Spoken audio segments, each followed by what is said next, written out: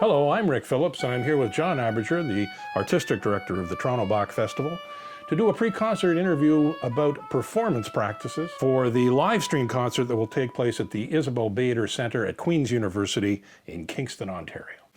Welcome, John. Nice to be here with you. Thank you, Rick.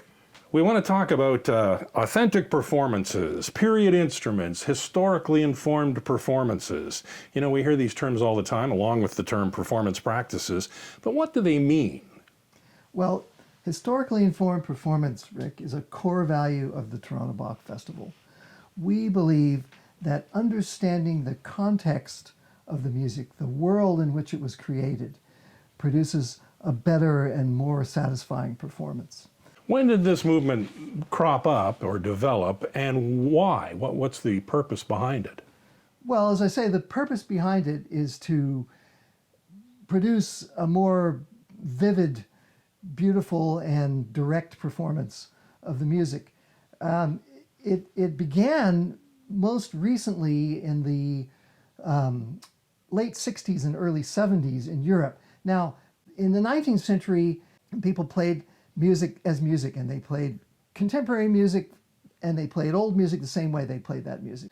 I think in the 20th century, when music shifted, particularly with the Viennese school of atonal music and stuff, and people started to say, oh, well, now music is different from what it was when Brahms and Tchaikovsky and Mendelssohn were writing. So maybe if that music's different, maybe other music is different too. And so gradually over the course of the 20th century, we began to understand that, yes, there are really important differences.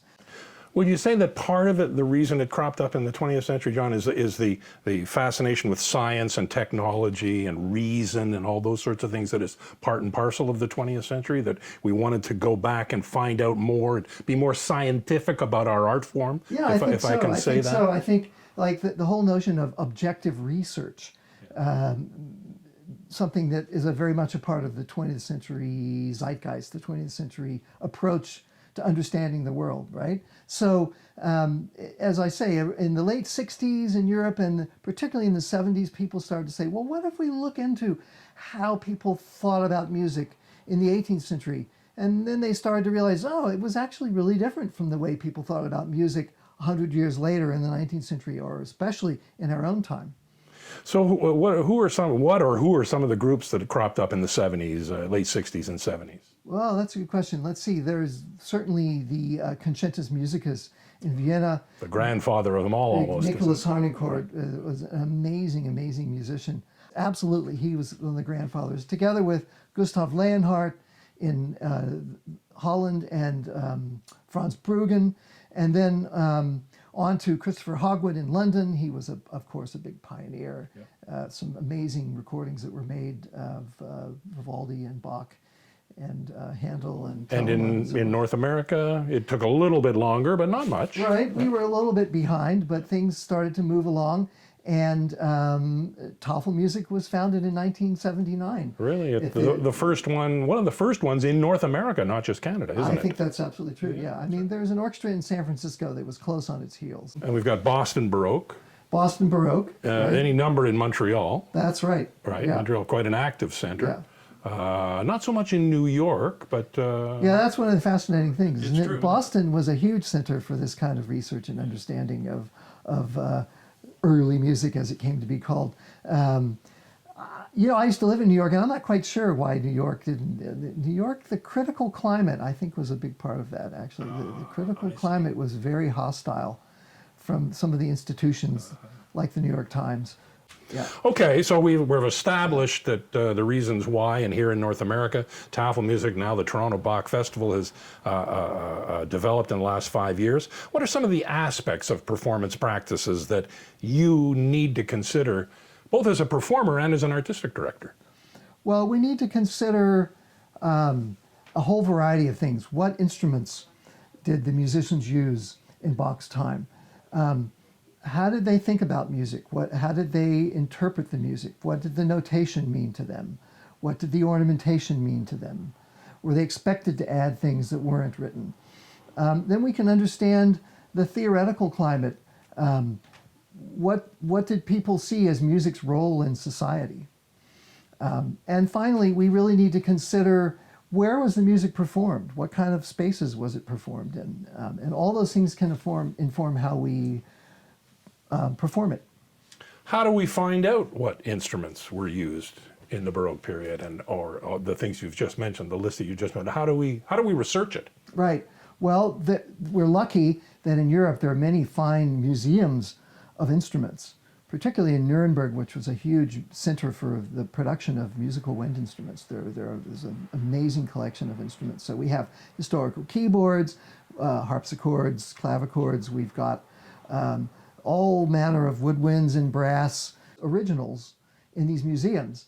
So in most cases nowadays we play on copies because we don't want to degrade the originals that are in museums. But taking these instruments out and figuring out how they worked and understanding how they played, that's a huge part of understanding what was possible.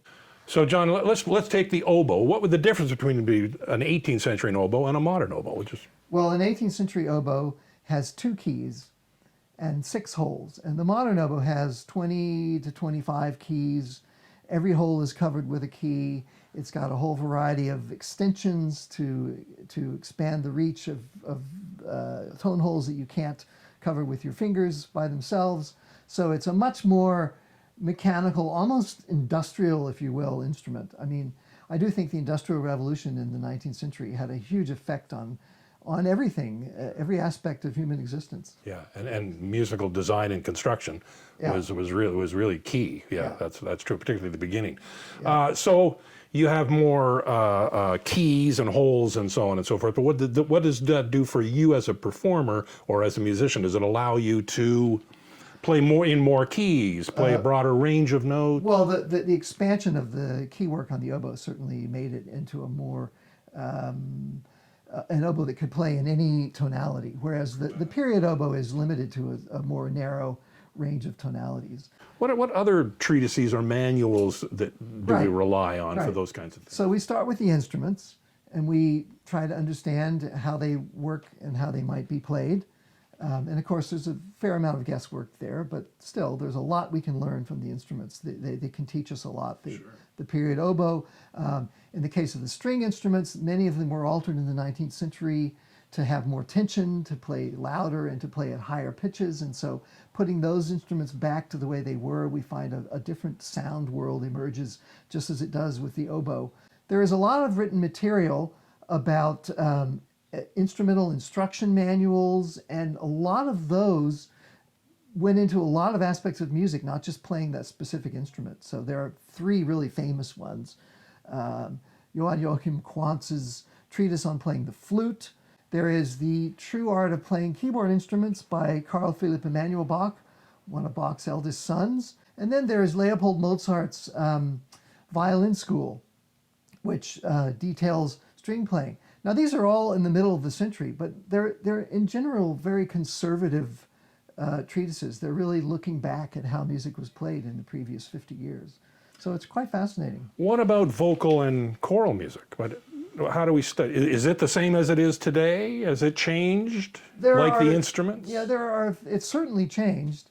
I find this is one of the big question marks in this field. There are a few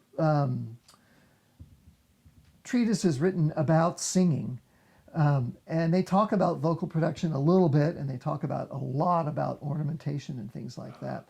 But we really don't ultimately ever know exactly what music sounded like at that time. So we don't know how they sang. And maybe that's not a bad thing. Well, who knows? Yeah. What about, we've alluded to it, what are the size of the orchestra, as you mentioned earlier? In the 19th century, we just kept on adding and adding. There was almost a policy in the 19th century that if it sounded good with 25 people, it's going to sound twice as good with 50. That's right. Right? And it's 3 times as good with 75, which doesn't always translate. But what size of orchestras are we looking at? And did they always sit? Sometimes we hear they stood.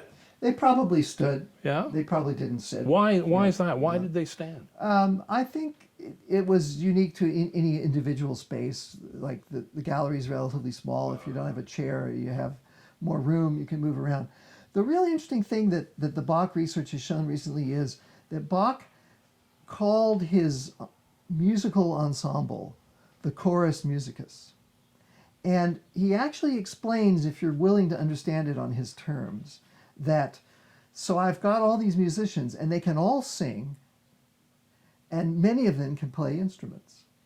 So when we perform the motets, which we perform every Sunday, we perform them with 3 or 4 people on each vocal line, and we have maybe basso continuo with it. But when we play the concerted music, which was the cantata, and often the title page of the cantata says concerto, this is a special kind of music.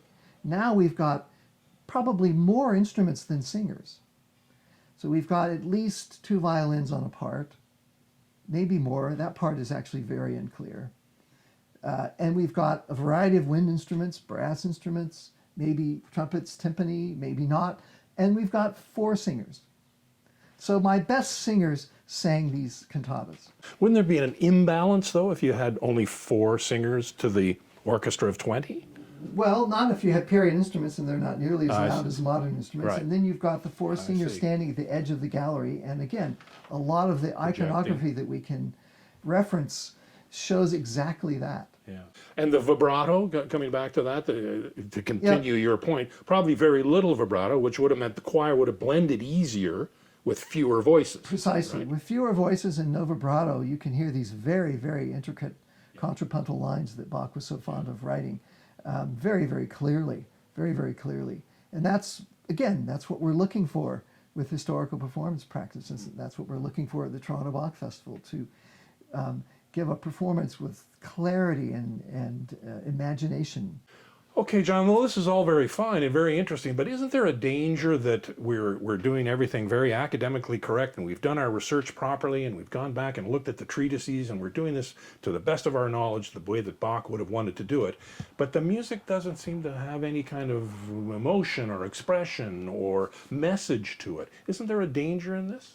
Well, I suppose there's a small danger, but for me as a performer, it actually increases the conviction that I can bring to my performance. If I can understand in some small way how music was thought about and how it was performed and what spaces it was performed in Bach's time, I can bring that to my performance now. And that actually enables me, I believe, to give a more convincing performance. Because let's be frank about this. The audience doesn't need to understand all this stuff. Only the performers, the researchers, if you will, need to understand it. The audience doesn't care how we play this or that appoggiatura or how many singers we have on a part. And they shouldn't care about that. All they should care about is that we, at the end of the day, walk on stage and give them a beautiful performance of an amazing work of art. And I'd like to think that this music has such universal appeal that the more clarity we can bring and the more conviction we can bring to our performances, the wider an audience we can appeal to.